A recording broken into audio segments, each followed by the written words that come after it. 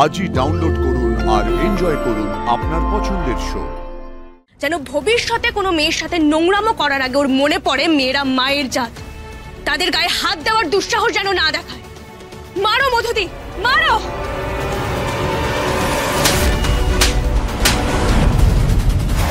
আশি, তুমি পুরো ব্যাপারটা নিয়ে কিন্তু খুব বাড়াবাড়ি করছো। আমার সাথে মধুবনের এমন কিচ্ছু হয়নি যাতে তুমি আমাকে এভাবে চড় মারতে পারো। পুরো ব্যাপারটাও ভুলভাবে নিয়েছে। একদম মিথ্যে কথা বলবে না মধুদি, তুমি উত্তেজিত হয়ে পড়ো না। ও যে কত বড় ছ্যাচড়া লোক সেটা আমি খুব ভালো করে জানি। আজ আপনাকে উচিত শিক্ষা না দিলে আমার নামও আরশি নয়। মধুদি, মারো ওকে।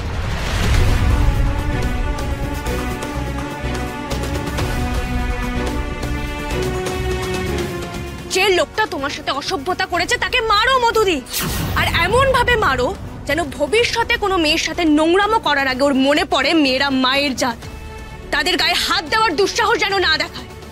মারো মধুদি, মারো।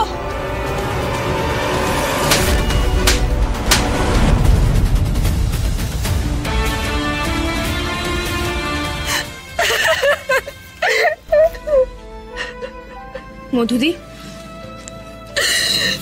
কেঁদো না মধুদি, শক্ত হও। আর এই যে সবার সামনে যদি আরো থাপ্পড় না খেতে চান তাহলে যেটা করেছেন তার জন্য ক্ষমা চান মধুদির কাছে। আর যদি ক্ষমা না চান তাহলে কিন্তু সোজা প্রেসের কাছে যাব। সেদিন স্যারের চরিত্র নিয়ে প্রশ্ন করেছিলেন না? আজ আপনি যদি ক্ষমা না চান তাহলে আপনার চরিত্রের কথা কিন্তু সবাই জানবে।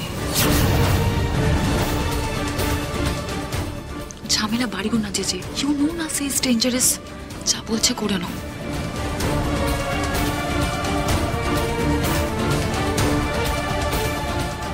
সরি। হ্যাঁ হ্যাঁ হ্যাঁ, শুনতে পেলাম না ঠিক মতো, আরেকবার রিপিট করুন। Okay okay, I am really sorry Madhubani, আমি একটা ভুল করে ফেলেছিলাম, তার জন্য আমাকে ক্ষমা করে দাও। আর আমি তোমাকে অ্যাসিওর করছি এরকম ভুল আর কোনোদিন হবে না।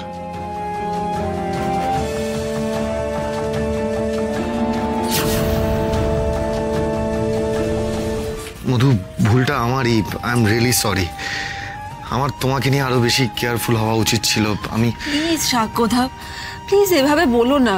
কিন্তু দেখো, তোমাদের জন্য আমি এভাবে বসে থাকতে পারছি এখন। যেটা হয়েছে সেটার জন্য আমি নিজেও দায়ী। আমার অনেক বেশি কেয়ারফুল হওয়া উচিত ছিল। আমি কেন জেজেকে আটকাতে পারিনি সেই মুহূর্তে? না না মধুদি, ভুলটা আমাদের সবার। তবে হ্যাঁ, যেটা হয়ে গেছে সেটাকে তো আর বদলানো যাবে না। মধুদির ব্যাপারে প্রত্যেককে অনেক কেয়ারফুল থাকতে হবে, কারণ ওই জানোয়ারটার নজর পড়েছে মধুদির উপর। ও আবার তোমাকে হ্যারাস করতে পারে। তাই আমি ঠিক করেছি যতদিন এই সিনেমা শুটিংটা শেষ হচ্ছে আমি রোজ তোমার সঙ্গে স্টুডিওতে যাব আর প্যাক আপ করে তোমার সঙ্গে ফিরবো। থ্যাংক ইউ আরশি। আবার থ্যাংক ইউ কেন মধুদি?